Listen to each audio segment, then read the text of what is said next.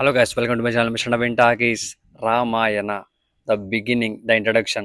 So దీనికి సంబంధించిన first glimpse release కాబోతుంది జూలై 3 అంటే రేపే.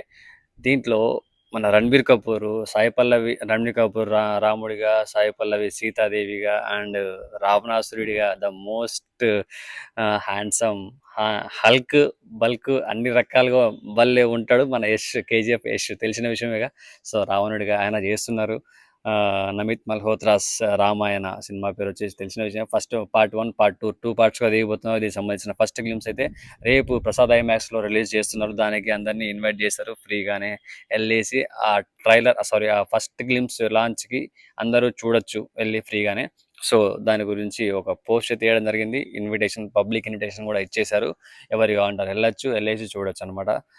సో ఈ సినిమా నిజంగానే ఖచ్చితంగా రామాయణం మనకు లాస్ట్ టైం వచ్చిన ప్రభాస్ సినిమాలా అయితే ఉండదు. ఖచ్చితంగా చెప్తా. అంత మంచిగా అయితే తీయబోతున్నారు. ఒక సమ్ వాల్యూస్ అయితే ఉండాలి. రామాయణం అంటే మన ఇండియన్ ప్రైడ్ అనమాట. India's pride. రాముడు అంటే మన దేవుడు. అలాంటి రామాయణాన్ని ఎట్లా చూపిస్తే ఒప్పుకోం కదా. సో ఖచ్చితంగా ఈసారి కొంచెం మంచిగానే తీస్తారని అనుకుంటున్నా.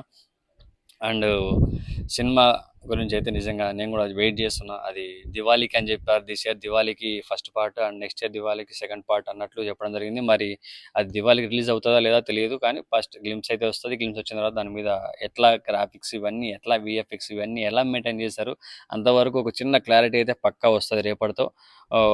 ఆబ్వియస్లీ మన రాముడిగా సెట్ అయిపోయాడు, రావణాసురుడిగా యశ్ సెట్ అయిపోయాడు, సాయిపల్లి విజయదేవిగా సెట్ అయిపోయినట్లే ఇంకా. సో మనకు రావాల్సింది కంప్లీట్ అవుట్పుట్ వచ్చినప్పుడు ఆ సినిమా ఎట్లా ఉంటుంది, ఎట్లా ఉంది అన్నది మనం అప్పుడు చెప్పగలం. అంతవరకు ఏం చెప్పలేం కాబట్టి సో మన సినిమా వచ్చిన వరకు వెయిట్ చేద్దాం. నితేష్ తివారీ ఆయన సినిమాలు బాగా టేకప్ చేస్తారు కాబట్టి మనకు చిన్న వాటి ఐడియా అయితే ఆయన మీద ఉంది. ఖచ్చితంగా ఆయన సినిమాను ఖచ్చితంగా ఒక పక్కదారి అయితే పట్టించకుండా కరెక్ట్ స్టేట్ లెవెల్లో తీసుకెళ్ళి స్ట్రైట్గా మోడ్రన్ అంటే ఇప్పుడు మనకున్న టెక్నాలజీ ప్రకారం అన్నింటిని కరెక్ట్గా యూస్ చేసుకొని కరెక్ట్గా రామాయణాన్ని పోర్ట్రే చేస్తాడని అనుకుంటున్నా. Let's wait and see. Ranbir కపూర్కి ఆల్రెడీ తెలుగులో కూడా మంచి క్రేజ్ వచ్చేసింది యానిమల్ సినిమాతో.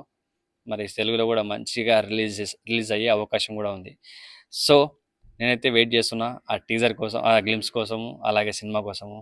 మీలో ఎంతమంది అలా వెయిట్ చేస్తున్నారు? మీకేమనిపిస్తుంది? రామాయణం సెట్ అవుతుందా? వాళ్ళకి సెట్ అయిందా? లేకపోతే కరెక్ట్గా తీస్తారనుకుంటున్నారా, తీరనుకుంటున్నారా? ఎలా ఉంటుంది, ఎలా ఉండబోతుంది అన్నది మీకేమనిపించింది అనేది కింద కామెంట్లో చెప్పేసేయండి.